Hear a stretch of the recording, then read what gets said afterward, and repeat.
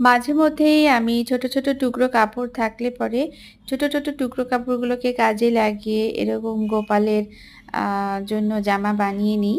তো দেখতে পাচ্ছ এই যে নিচের যে জামাটা দেখতে পাচ্ছ সেটা আমি নাইটির কাপড় দিয়ে বানিয়েছি। আর এই যে কাপড়গুলো আ সেটাও দেখতে পাচ্ছ যে জোড়া দিয়েই করা। এই যে এখানে যে কাপড়টা আছে আর এই যে কাপড়টা আছে এগুলো আলাদা।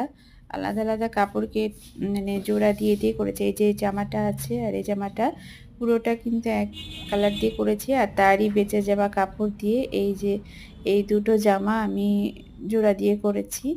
আর উপরের যে বডিটা করেছি সেটাও অন্য কাপড় থেকে নেওয়া।